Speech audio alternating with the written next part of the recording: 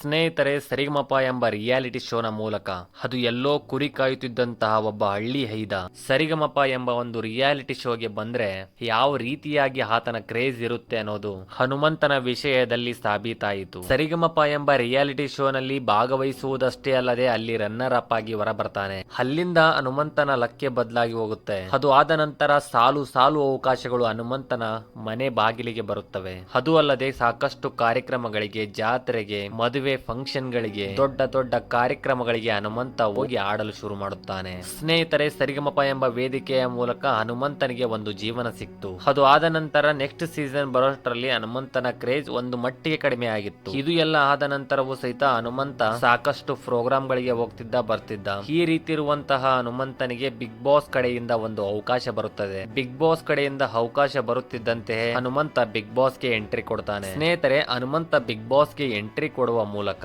ಒಂದು ಮಾತನ್ನ ಹೇಳಿ ಬರ್ತಾನೆ. ಈ ವರ್ಷ ಕಿಚ್ಚ ಸುದೀಪ್ ಸರ್ ಫೈನಲ್ ಆಗಿ ನಡೆಸ್ತೀರಿ ಎಂಬ ಮಾತುಗಳು ಹೆಚ್ಚಾಗಿ ಕೇಳಿ ಬರ್ತಿದ್ದಾವೆ. ಅದಕ್ಕೋಸ್ಕರ ನೀವಿರೋಷ್ಟ್ರಲ್ಲೇ ನಾನು ಬಿಗ್ ಬಾಸ್ ಗೆ ಬಂದು ಹೋಗ್ಬೇಕು ಅನ್ನೋದು ನನ್ನ ಆಸೆ, ಅದಕ್ಕೋಸ್ಕರ ಬಂದಿದ್ದೀನಿ ಅಂತ ಹೇಳ್ತಾನೆ. ಸ್ನೇಹಿತರೆ, ಹನುಮಂತ ಒಂದು ತಿಂಗಳ ಆದ ನಂತರ ಬಂದಿರ್ತಾನೆ. ನಿಮ್ಗೆ ಗೊತ್ತಿದ್ದೇ ಇರುತ್ತೆ, ಲಾಯರ್ ಜಗದೀಶ್ ಮತ್ತು ರಂಜಿತ್ ಇಬ್ರು ಮನೆಯಿಂದ ಹೊರಗಡೆ ಬರ್ತಾರೆ. ಹೊರಗಡೆ ಬಂದ ನಂತರ ವೈಲ್ಡ್ ಕಾರ್ಡ್ ಎಂಟ್ರಿಯ ಮೂಲಕ ಬಿಗ್ ಬಾಸ್ ಮನೆಗೆ ಕಾಲಿಡಬೇಕಾಗಿರುತ್ತೆ ಯಾರಾದ್ರೂ. ಅಂತಹ ಸಂದರ್ಭದಲ್ಲಿಯೇ ಯಾರಾದ್ರೂ ಉತ್ತಮವಾದಂತಹ ವ್ಯಕ್ತಿಗಳನ್ನ ಆಯ್ಕೆ ಮಾಡ್ಕೋಬೇಕು ಎಂಬ ಪ್ರಶ್ನೆ ಬಂದಾಗ ಬಿಗ್ ಬಾಸ್ ಮನೆಗೆ ಸೂಕ್ತವಾದಂತಹ ವ್ಯಕ್ತಿ ಸಿಗ್ತಾನೆ. ಅದುವೇ ಬಿಗ್ ಬಾಸ್ ಮನೆಯ ಹನುಮಂತ. ಸ್ನೇಹಿತರೆ, ಬಿಗ್ ಬಾಸ್ ಮನೆಗೆ ಹನುಮಂತ ಬರುವವರೆಗೂ ಸಹಿತ ನಾವು ಬಿಗ್ ಬಾಸ್ ಅನ್ನ ನೋಡುತ್ತಿದ್ದಂತಹ ವೇನೆ ಬೇರೆ ಆಗಿತ್ತು.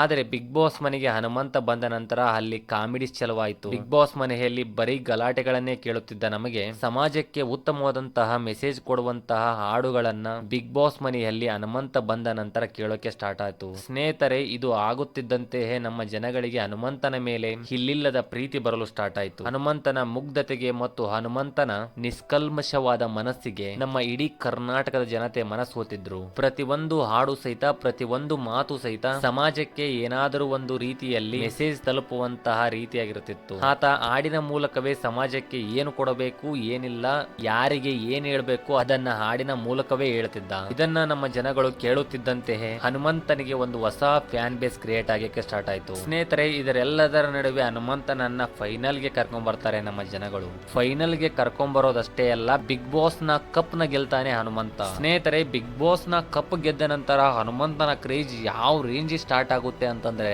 ಅದು ದೊಡ್ಡ ಮಟ್ಟಿಗೆ ಕ್ರೇಜು. ಹನುಮಂತ ಎಲ್ಲಿ ಹೋದ್ರು ಸಹಿತ ಆತನ ಬಗ್ಗೆ ಮಾಹಿತಿಗಳು ಇಡೀ ಸೋಷಿಯಲ್ ಮೀಡಿಯಾದಲ್ಲೆಲ್ಲ ಪೂರ್ತಿ ಹರಿದಾಡ್ತಿದ್ವು. ಬಿಗ್ ಬಾಸ್ ಮನೆಯಲ್ಲಿ ಹನುಮಂತ ಗೆದ್ದ ನಂತರ ಬಿಗ್ ಬಾಸ್ ಮನೆಯಿಂದ ಹನುಮಂತ ಊರಿಗೆ ಹೋಗುವಷ್ಟರಲ್ಲಿಯೇ ಸಾಕಷ್ಟು ನ್ಯೂಸ್ ಚಾನೆಲ್ ಗಳಾಗಲಿ ಮತ್ತು ಸಾಕಷ್ಟು ಕ್ರಿಯೇಟರ್ಸ್ ಗಳಾಗಲಿ ಹನುಮಂತನ ಮನೆಯ ಬಾಗಿಲಿಗೆ ಹೋಗಿದ್ರು. ಅಷ್ಟು ದೊಡ್ಡ ಮಟ್ಟಿಗೆ ಹನುಮಂತನ ಕ್ರೇಜ್ ಸ್ಟಾರ್ಟ್ ಆಗಿತ್ತು. ಸ್ನೇಹಿತರೆ, ಇದರೆಲ್ಲದರ ಜೊತೆಗೆ ಅಲ್ಲಿ ಹನುಮಂತ ಕಪ್ ಗೆದ್ಕೊಂಡು ಊರಿಗೆ ಹೋಗಿದ್ದ. ಇಡೀ ಊರಲ್ಲೆಲ್ಲ ಹನುಮಂತನದ್ದೇ ಸಂಭ್ರಮ, ಹನುಮಂತನದ್ದೇ ಜಾತ್ರೆ. ಇಷ್ಟೆಲ್ಲ ಕ್ರೇಜ್ ಇದ್ದಂತಹ ಹನುಮಂತ ನಿಮಗೆ ಗೊತ್ತಿದ್ದೇ ಇರಬಹುದು, ಕೆಲವೊಂದಿಷ್ಟು ತಿಂಗಳಿಂದ ಹನುಮಂತ ಯಾವುದೇ ಸೋಷಿಯಲ್ ಮೀಡಿಯಾದಲ್ಲಿ ಸರಿಯಾಗಿ ಕಾಣ್ತಿಲ್ಲ. ಇನ್ಯಾವುದೇ ರೀತಿಯಾದಂತಹ ನ್ಯೂಸ್ ಚಾನೆಲ್ ಗಳಲ್ಲಾಗಲಿ, ಇನ್ಯಾವುದೇ ರೀತಿಯಾದಂತಹ ರಿಯಾಲಿಟಿ ಶೋಗಳಲ್ಲಾಗಲಿ ಅಷ್ಟಾಗಿ ಕಂಡು ಬರುತ್ತಿಲ್ಲ. ಇವಾಗ ತಾನೇ ರೀಸೆಂಟ್ ಆಗಿ ಬಿಗ್ ಬಾಸ್ ಮನೆಯ ಹನುಮಂತನ ಜೊತೆಗೆ ಧನ್ರಾಜ್ ಅವರು ಕೆಲವೊಂದಿಷ್ಟು ಕಾಮಿಡಿ ವಿಡಿಯೋಗಳನ್ನ ಮಾಡಿ ಹಾಕಿರ್ತಾರೆ. ಅಲ್ಲಿ ನಾವು ಅವರನ್ನ ನೋಡ್ಬೇಕಾಗುತ್ತೆ. ಅದನ್ನು ಹೊರತುಪಡಿಸಿ ಯಾವುದೇ ರೀತಿಯಾದಂತಹ ರಿಯಾಲಿಟಿ ಶೋಗಳಲ್ಲಾಗಿರ್ಬೋದು, ಇನ್ಯಾವುದೇ ರೀತಿಯಾದಂತಹ ಕಾರ್ಯಕ್ರಮದಲ್ಲಾಗಲಿ, ಇನ್ಯಾವುದೇ ರೀತಿಯಾದಂತಹ ನ್ಯೂಸ್ ಚಾನೆಲ್ ಗಳಲ್ಲಾಗಲಿ ಹನುಮಂತನ ಬಗ್ಗೆ ಮಾಹಿತಿಗಳು ಕಡಿಮೆ ಆಗ್ತಾನೆ